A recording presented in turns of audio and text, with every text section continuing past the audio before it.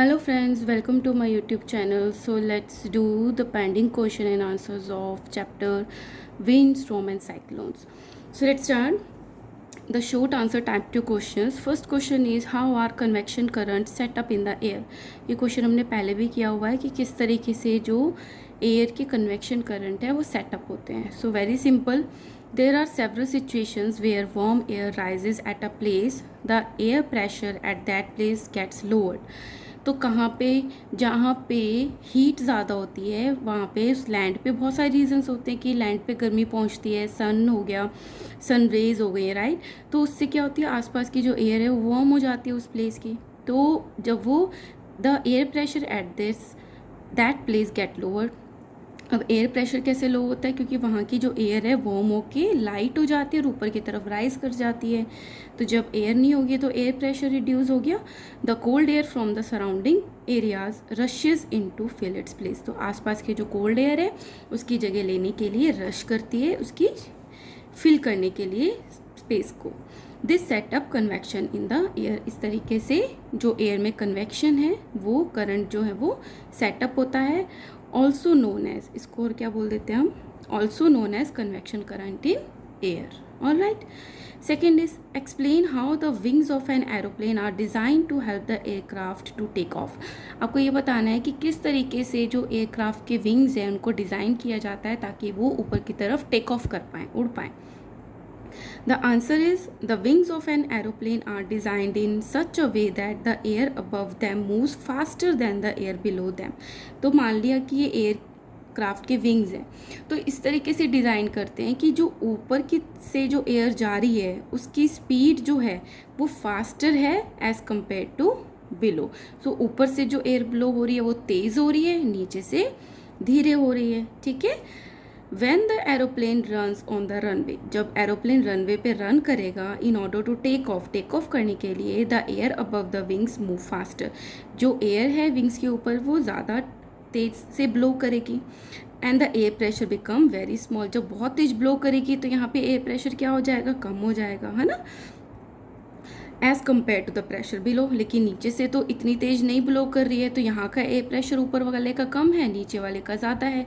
तो नीचे का जो एयर प्रेशर है ये इसको यहाँ से पुश मिलेगा तो वो ऊपर की तरफ टेक ऑफ कर जाएगा. The air pressure become very small, ऊपर की तरफ कम हो गया as compare to the pressure below. This gives the upward push और लिफ्ट. ऊपर की तरफ पुश हो गया और उसको लिफ्ट मिल गई, make the plane fly. Okay. Third is describe how a cyclone causes widespread destruction. की जो साइक्लोन है वो किस तरीके से बहुत ज़्यादा जगह में डिस्ट्रक्शन का कॉज बनता है.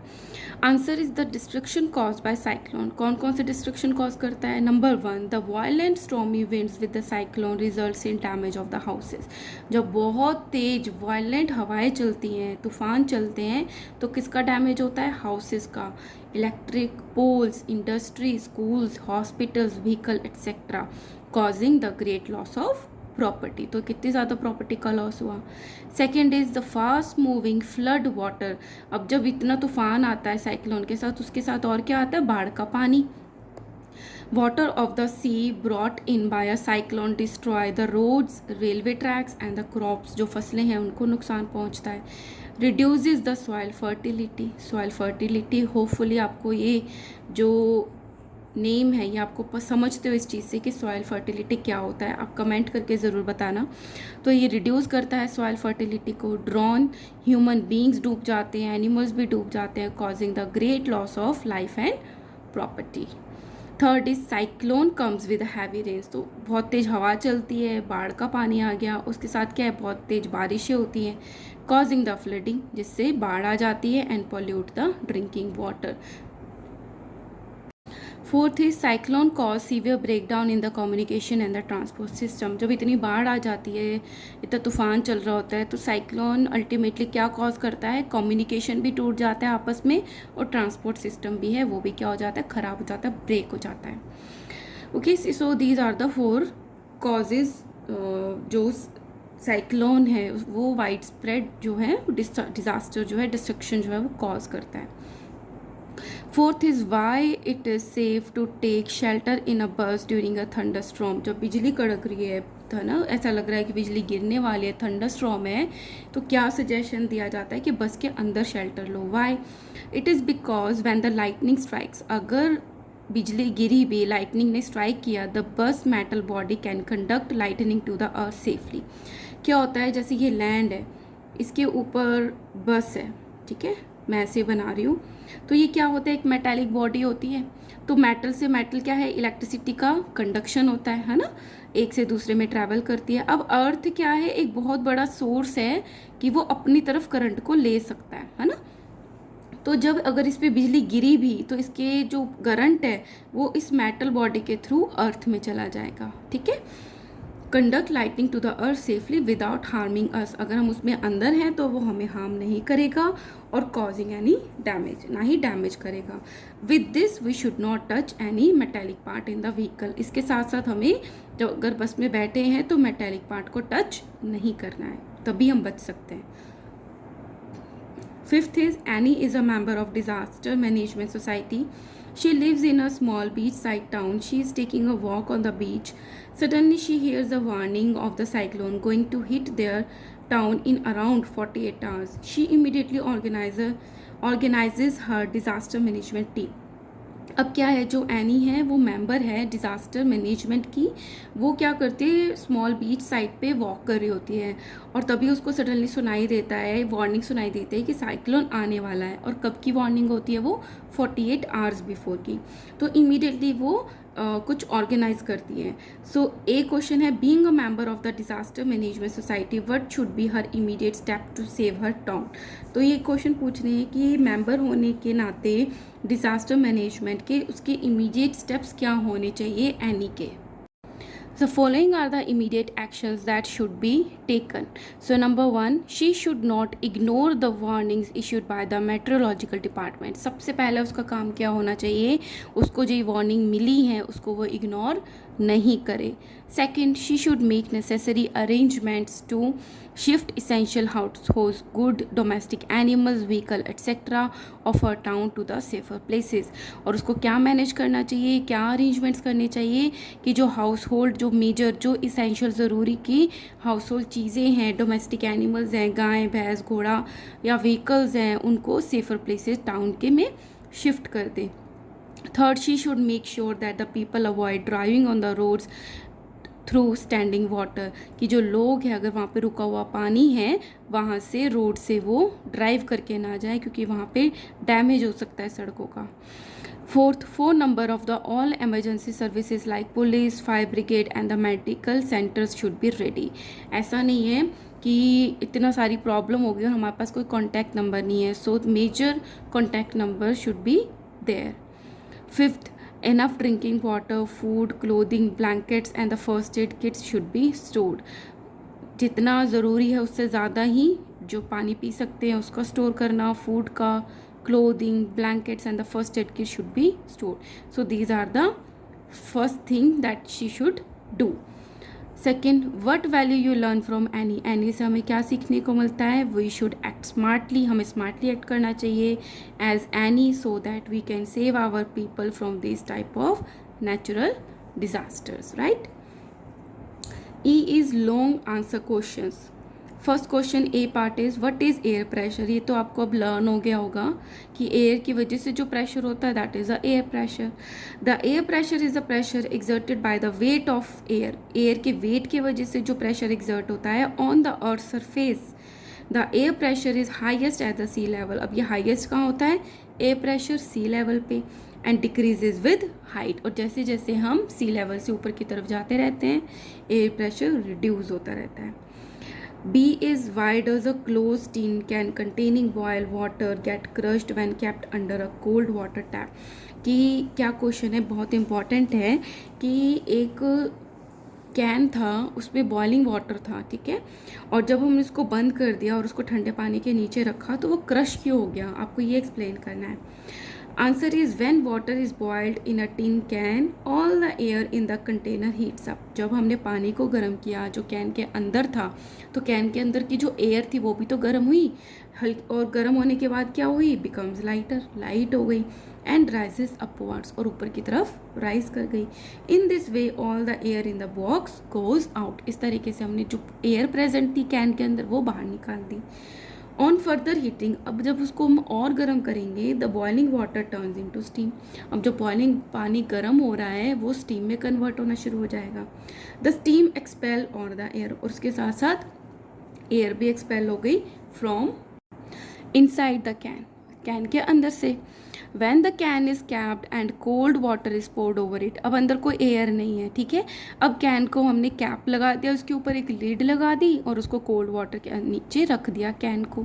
द स्टीम इनसाइड इट, अब जो अंदर स्टीम थी, पानी तो चला गया, जो स्टीम थी अंदर वो कंडेंस हो गई, ठंडी होने लग गई, और किस पे कन्वर्ट हो गई, वाटर में। Since there is no air inside, अब अंदर की तरफ कोई एयर ही नहीं है। The large air pressure outside, और जो बाहर की तरफ तो एयर प्रेजेंट है और उसका जो प्रेशर है वो as compare to in is greater, crush is the it inside. तो इस तरीके से उसने उसको क्रश कर दिया अंदर की तरफ। सो नो स्टीम प्रेशर, कोई भी एयर का प्रेशर नहीं है, बाहर तो एयर प्रेशर लग ही रहा है, तो जिसकी वजह से वो क्रश हो गया। In this way on pouring cold water the outside air pressure causes the box to shrink inwards, right? Second is, what is a cyclone? What is a cyclone? A cyclone is a huge revolving storm, घूमता हुआ एक तूफान है, caused by very high speed winds। किससे बनता है, जब बहुत तेज हवाएं चलती हैं, blowing around a central area of low pressure zone। Centre में तो लो प्रेशर जोन होता है और उसके चारों तरफ बहुत तेज तेज तेज तेज हवाएं चलती हैं over the ocean. So this is important, तो उसको क्या बोल देते हैं हम, cyclone. Now B part is describe the formation of the cyclone. अब साइक्लोन बनता कैसे है, क्यों बना ये cyclone. Factors which contribute in the formation of the cyclone are, कैसे कैसे क्या क्या चीज़ें कंट्रीब्यूट करती है साइक्लोन बनने के लिए। Wind speed, wind direction, temperature and the humidity. So these all are the things which contribute in the formation of cyclone. A cyclone is formed when the warm moist air rises upward over the ocean. अब ocean है, ocean में तो moisture ही moisture है, पानी पानी है। अब उसके ऊपर की एयर वार्म है, वहाँ पे मॉइस्चर ज़्यादा होगा, ह्यूमिडिटी ज़्यादा होगी। अब जब वो गर्म होती है और ऊपर की तरफ राइज करती है, ठीक है, as the air moves up, जैसे ही एयर मूव हुई ऊपर की तरफ, there is a formation of the low pressure area below. Air तो ऊपर चली गई, अब प्रेशर जो था एयर का वो नीचे की तरफ कम हो गया। Now the low pressure area is filled with the high pressure air. अब जो हाई प्रेशर एयर है वो उसकी जगह ले लेगी फ्रॉम द सराउंडिंग्स, उसके चारों तरफ जो भी हाई प्रेशर एरिया है। Again the next batch of cool air get warm, अब अगेन जो था, जो ठंडा हवा आई वो भी गर्म हो गई, and moist over the ocean moving upward, वो भी ऊपर चलेगी। This once again result in the formation of the low pressure area. So again नीचे लो प्रेशर एरिया बन गया, द साइकिल कॉन्टिन्यूस। सो गर्म हवा मॉइस्ट एयर ऊपर जाती है, उसकी जगह कूल एयर, फिर गर्म होके वही ऊपर जाती है, फिर नीचे चली जाती है। As the warm and the moist air rise is high up in the atmosphere, water vapour present in is condense to form the clouds. अब ये जो वार्म मॉइस्ट एयर थी जो ऊपर की तरफ गई, जब कंडेंस हुई, ठंडी हुई, तो इन्होंने क्या बना दिया, क्लाउड्स बना दिया। ड्यूरिंग द कंडेंसेशन, अब जब कंडेंसेशन हो रहा था, जो वाटर वेपर कंडेंस बन रहे थे, हो रहे थे, heat is released, state change हो रही है ना, तो हीट रिलीज हुई, which causes warm the air all around, तो उसके चारों तरफ की एयर भी क्या हो गई, गर्म हो गई, वार्म हो गई। This warm air rises higher to the atmosphere, इससे और ऊपर चली गई हवा, कॉजिंग द लो प्रेशर, और ज़्यादा लो प्रेशर एरिया क्रिएट हो गया। More air rushes to the centre leads to the formation of storm. अब बारी बारी से वो गर्म हुई जा रही है, ऊपर चली जा रही है ना, और उसकी जगह क्या ले रही है, ठंडी हवाएं ले रही है। तो जितनी ऊपर वो जा रही है ठंडी हवा उसकी जगह ले रही है, तो क्या आ जाता है, तूफान सा बन जाता है। दिस साइकिल इज रिपीटेड, और ये साइकिल रिपीट होता रहता है।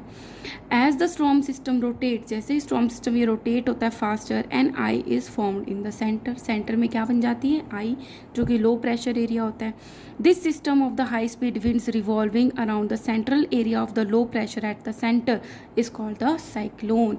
तो वो जो सिस्टम बन गया कि जो हाई स्पीड विंड्स जो हैं वो रिवॉल्व कर रही हैं around the low pressure area in the centre is called cyclone. As the cyclone reaches the land, जैसे ही वो साइक्लोन लैंड की तरफ रीच करता है, the supply of the warm and the moist air gradually stop, तो जो supply हो रही थी कंटिन्यूसली वार्म और मॉइस्ट एयर की वो स्टॉप हो जाती है, एंड द साइक्लोन डाइज। तो जैसे ही वो लैंड की तरफ आता है साइक्लोन ख़त्म हो जाता है। Third question is what are summer monsoon, summer monsoons क्या होते हैं। How are summer monsoon caused over India, किस तरीके समर मानसून इंडिया पे आता है, and how are they useful, और किस तरीके से वो यूजफुल है। इन समर्स में क्या होता है, land near the equator of the earth heats up faster than the water in the ocean. जब गर्मियाँ आती हैं तो इक्वेटर की तरफ की जो लैंड है वो जल्दी गर्म होती है as compare to the air water in ocean. The air above the land वो भी जल्दी गर्म होगी, हीटेड होगी, एंड राइजेज ऊपर की तरफ राइज करती है, creating a low pressure area, तो लो प्रेशर एरिया क्रिएट होता है। This causes the cooler winds to blow from the ocean. अब ओशन की तरफ तो इतनी गर्म नहीं हुई, तो ठंडी हवा कहाँ से आई, ओशन की तरफ से टुवर्ड्स द लैंड। अब ओशन की तरफ से आएंगे तो उसके साथ क्या आएगा, moisture. The winds blowing from the ocean towards the land in summer are called summer monsoon winds. So जो विंड ब्लो करती है समर टाइम पे from the ocean to the land उसको बोल देते हैं summer monsoon winds. These monsoon winds carry a lot of water from the ocean and bring a large amount of rain on the land.